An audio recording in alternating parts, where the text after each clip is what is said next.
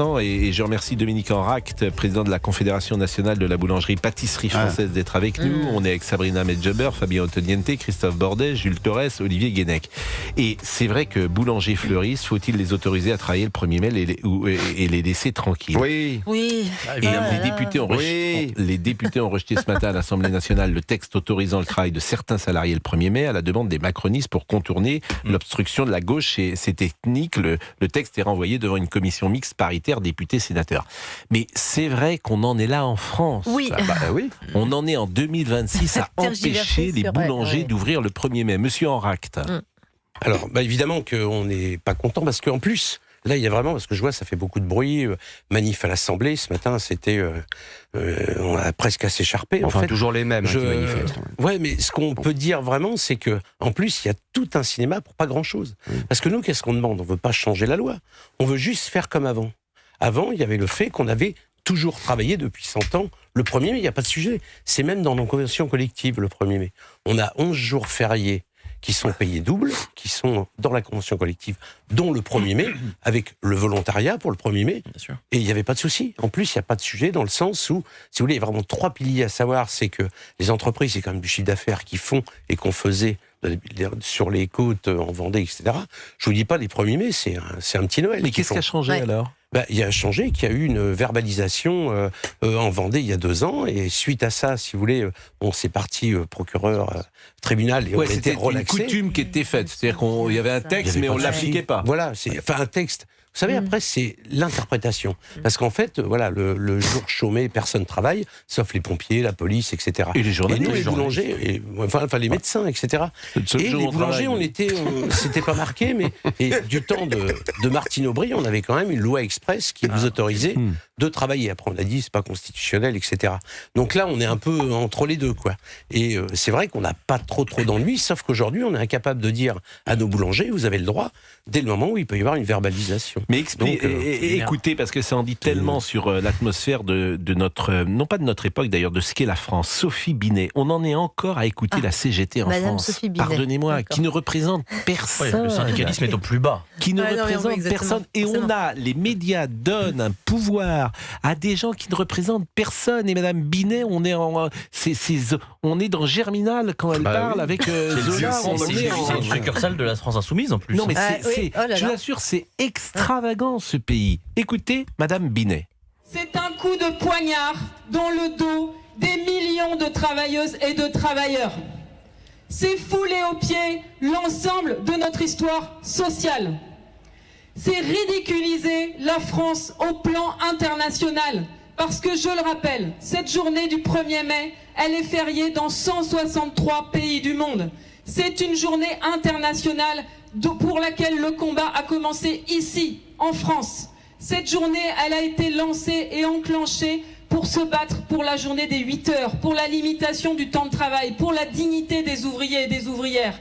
Elle a été gagnée dans le sang. Ce vote est très grave.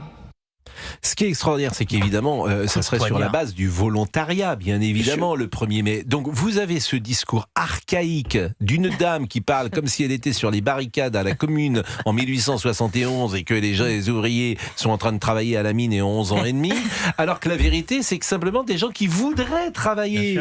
Ils voudraient travailler et ils ne peuvent pas, ils sont empêchés par des gens comme Madame Binet qui représente, je le répète, personne. C'est-à-dire que la CGT, c'est combien de personnes en France? C'est beaucoup moins d'1 million et ça a beaucoup baissé ces dernières années. 100 000, je crois.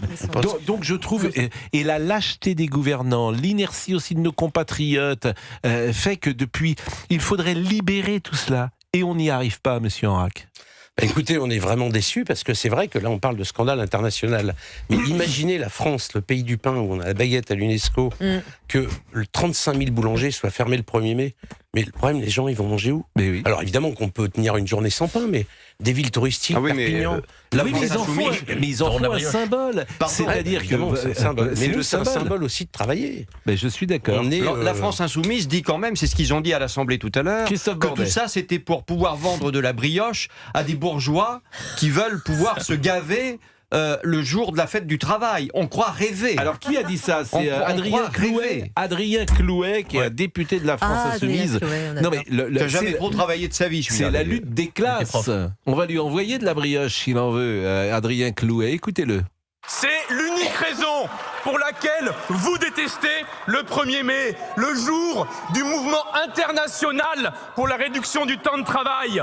Ce jour, porté par le mouvement ouvrier dont nous, à la France Insoumise, portons l'insigne avec le triangle rouge au revers de notre veste. Et oui, vouloir supprimer le printemps de notre classe, qu'est le 1er mai, c'est être un ennemi de notre classe. À de vos yeux, on le sait, les êtres humains sont des bêtes de somme qui ne sont bonnes qu'à turbiner sans répit pour que des grands bourgeois partent en vacances. Voici pourquoi, avec 20 jours d'avance seulement, vous voulez supprimer un jour chômé et férié depuis 1947. Et vous ne le faites pas par le débat parlementaire, vous le faites par le coup de force. Arrête de hurler, toi, va vendre du muguet si tu veux t'occuper. Vous le faites par des coups de force parlementaires, par des 49.3, pour contourner le débat de notre Assemblée nationale. Aller se faire soigner. Là, il faut vraiment aller consulter parce qu'on a quand même l'impression que M. Clouet commente les pleins pouvoirs qu'Emmanuel Macron aurait activés après l'article 16. Il commenterait, je ne sais pas, si on envahissait demain l'Allemagne. Enfin, il réagirait peut-être comme ça, sachant que cette proposition de loi, elle n'est pas révolutionnaire. Hein. En effet, c'est le volontariat. On maintient le doublement du salaire. C'est encore une fois sur les commerces de proximité. Donc, c'est les fleuristes, les boulangers, les pâtissiers. Enfin, ça concerne absolument pas tout le monde. Ce discours est invraisemblable.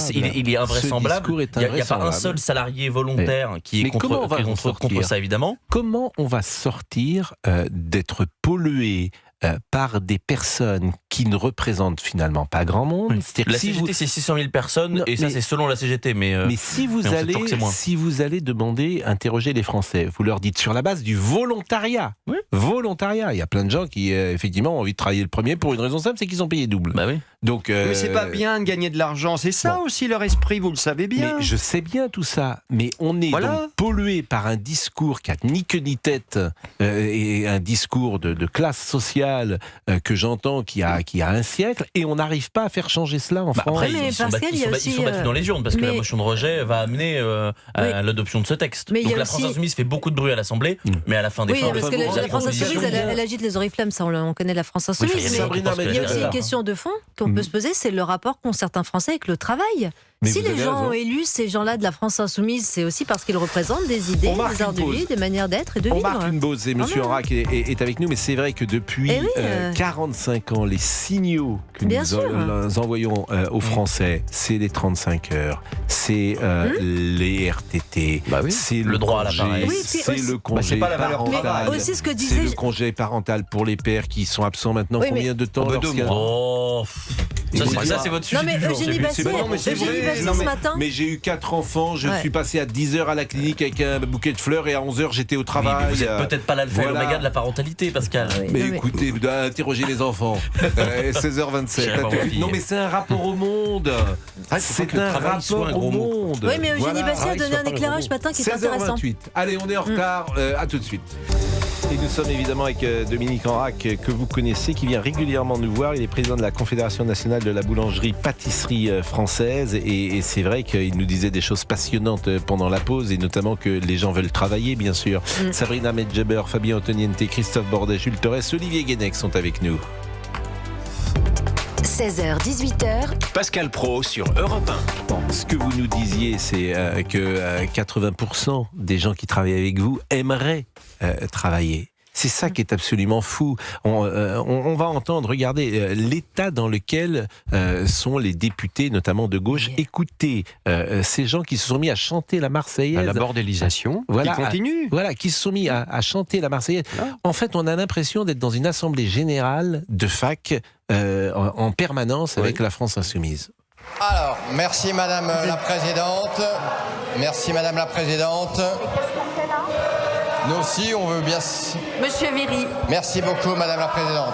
À ce stade des débats, au-delà du bruit dans l'hémicycle, nous avons réussi à entendre Monsieur le Ministre dans sa déclaration préalable. Nous avons entendu Monsieur le rapporteur du texte. Nous avons entendu notre collègue expliquer les raisons de la motion de rejet.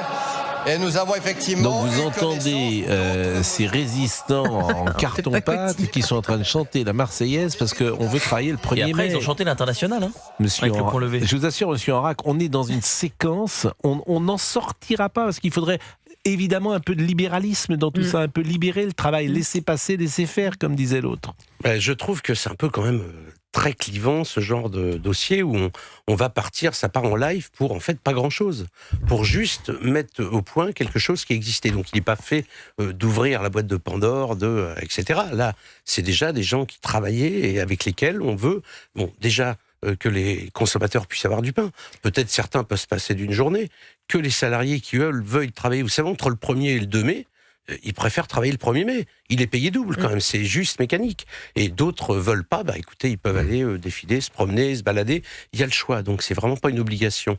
Ensuite, les entreprises, et puis aussi on a calculé un petit peu les entreprises qui avaient ouvert l'an dernier, c'est un coût de 10 millions d'euros de taxes qui sont quand même pas anecdotiques pour l'État. Donc peut-être qu'en ce moment, on aurait le droit aussi de laisser les gens travailler, aussi bien les salariés que les employeurs. Les amendes auxquelles vous devez faire face lorsque ça vous tombe dessus le 1er mai, elles s'établissent à combien concrètement ? Écoutez, l'amende, c'est pas dur. C'est si un inspecteur, par exemple, estime que les gens, parce que c'est une appréciation, n'ont pas le droit de travailler, ça sera 700 € par personne et 1500 € pour un mineur. Donc ça passe au procureur, après au tribunal. Après, il faut que le juge, le magistrat décide oui ou non si on est coupable. On a été relaxé l'an dernier, donc c'était plutôt une bonne nouvelle de pas condamner des gens parce qu'ils travaillaient. En plus, ils livraient les EHPAD, des hôtels, etc. Donc voilà, il y a eu quand même... Mais les hôtels sont ouverts le 1er mai. Et les hôtels ont le droit d'ouvrir, heureusement. Mais il ressemble à quoi ce jour-là. Il ressemble à quoi cet inspecteur qui arrive comme ça? Écoutez, vous savez, il vous dit comme ça. Un gris, c'est quelqu'un qui arrive. Vous donnez ça m'intéresse, moi. Ça m'intéresse. Mais bien sûr. Le gars, il rentre comme ça et puis il dit voilà, vous fermez la boutique. Vous savez, travail, ça vient du latin trépalium, ce qui veut dire instrument de torture. Donc les mecs, ils vont aller chercher ça. Lui, il travaille le 1er mai, l'inspecteur, visiblement, en tout cas. Ouais, mais ça, limite, on peut dire qu'ils sont indépendants. C'est aussi une... On est en démocratie. Donc il arrive comme ça au débeauté. Les gens, ils ont le droit de travailler n'importe quand, bien sûr. Le jour, la nuit. Ils travaillent le 1er mai. Oui, voilà. C'est les seuls. C'est normal. Il y en a, ils sont nombreux, quand même. En revanche, si le propriétaire, lui, a le droit d'ouvrir. Par exemple, le propriétaire de sa boulangerie, lui, s'il veut bosser, il bosse. Mais il est avec sa femme. Oui, parce que si par exemple, imaginons, un propriétaire est gérant avec le statut de salarié, là, il prend triple peine. Ce qui est le cas, ça a été le cas de Bohémie à Paris.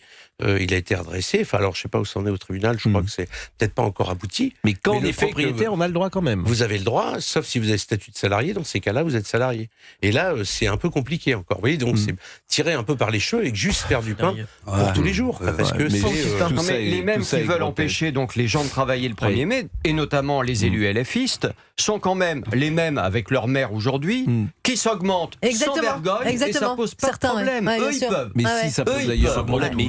Non, mais c'est très juste ce qu'il dit. C'est très vrai. La psychologie de ces jeunes gens que nous connaissons, ce sont des gens qui ne peuvent que militer. Voilà, ils n'ont pas un goût du travail. Dans la société, je pense qu'ils sont en difficulté quand il s'agit de travailler. Donc c'est des militants qui rêvent d'une autre société, d'une autre nomenclature, dans laquelle ils auraient des meilleurs postes. Parce que dans cette société du capitalisme, qui est une société de la compétition, c'est pas les meilleurs. C'est tout. Donc ils sont militants. Et vous connaissez ces profils-là. Ils ne peuvent être d'ailleurs que militants. Parce que si vous les mettez à travailler dans la boulangerie où il faut se relever les mains... on risque de ne pas manger de pain tout de suite. Évidemment. Et dans leur bureau, il y a que le bois qui travaille. Voilà, ils ont pas le goût que d'autres peuvent avoir pour le travail. Mais surtout qu'ils empêchent les autres, en fait. C'est surtout ça. Monsieur Enrac, qu'est-ce qu'il y a ? Bon, d'abord, quand vous venez... On se fait toujours une petite parenthèse gâteau ou nouveauté. Est-ce qu'il y a des nouveaux gâteaux ?